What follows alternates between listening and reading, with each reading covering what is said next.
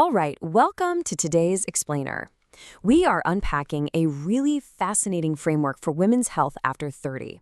It's this incredibly wholesome, interconnected approach that completely ditches those restrictive diet rules and instead focuses on what is actually happening inside your biology. Let's dive right in. The core of the material we're exploring today moves entirely away from memorizing rigid lists of do's and don'ts. Honestly, it's designed to give you the confidence to clearly see the big picture of your health, rather than stressing over the small stuff. Let's start with a really honest question. Have you ever felt like your body just stopped responding the way it used to? If you're nodding your head right now, I completely validate that frustration. The source material makes it crystal clear that these shifts aren't quote-unquote just age.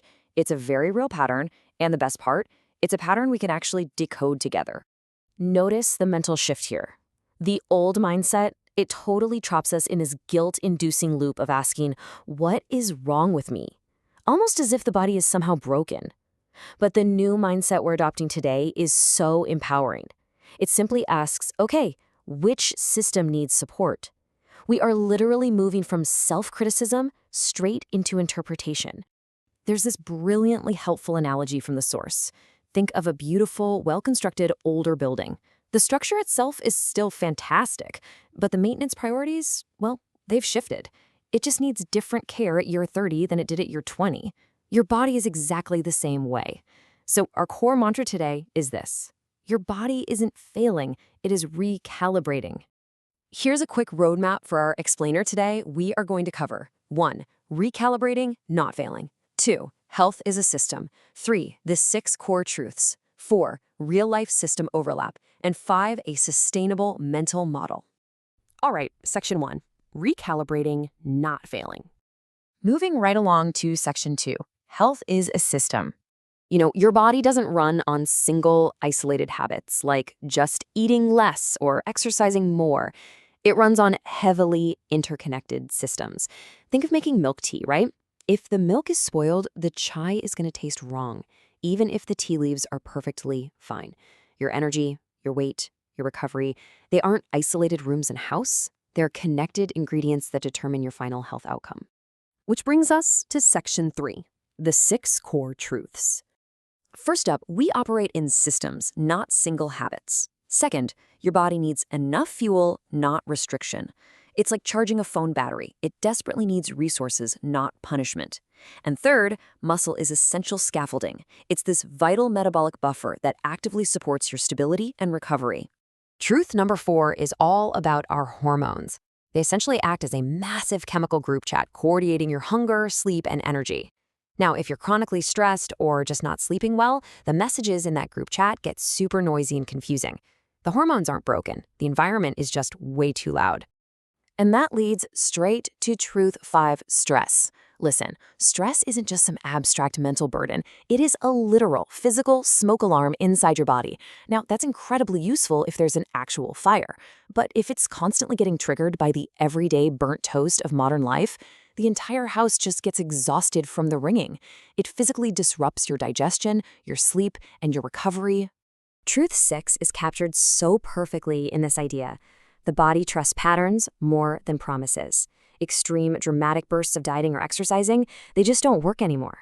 Your body relies heavily on repeatable, steady, daily support. Basically, consistency beats intensity every single time. Pulling this all together, the source lays out this fantastic breakdown.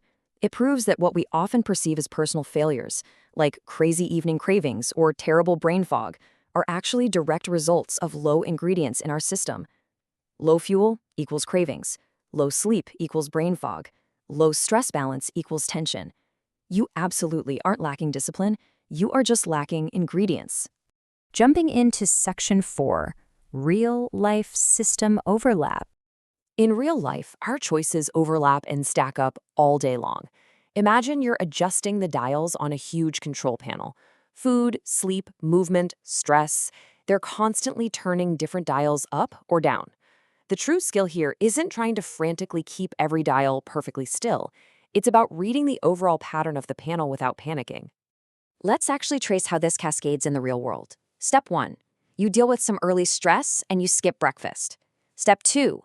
That leads directly to a massive afternoon energy crash. Step 3, by the evening, your cravings are completely out of control. And step 4, you end up with lighter, broken sleep. That evening overeating, it wasn't a lack of willpower. It was your system desperately responding to low fuel. This perfectly highlights that food is energy availability. Restricting harder actually backfires on you. It's exactly like a bank account. If you keep making withdrawals without depositing any energy back in, the account becomes highly unstable. The body gets protective, it cranks up your cravings, and it hoards energy. These symptoms are literally just protective adaptations. Finally, Section 5, a sustainable mental model. A huge piece of this new mental model is completely redefining exercise. Movement absolutely must match your recovery capacity, not exhaust it. You do not have to earn your right to rest by punishing yourself with a grueling workout. Movement is supposed to build your capacity and preserve your muscle stability system, carefully avoiding overload. All of this points us toward adopting a totally new identity. You are no longer someone who's just trying random health tips and feeling guilty all the time. You are gaining the clarity to build a life that your body can actually sustain, without losing yourself in the process. It's all about working in harmony with your biology. I really want to leave you with this defining summary quote from the material. Healthy life after 30 is the art of matching support to the body's changing needs. Health is simply about matching ingredients to needs. It is absolutely never about applying more pressure or punishment. So I'll end our explainer today with a provocative question for you to carry into your day. What ingredients does my body need more of right now? Is it fuel? Is it sleep? Or is it maybe just less pressure? Listen to the patterns and signals your body is sending you and confidently give it the support it's asking for. Thanks so much for learning with me today.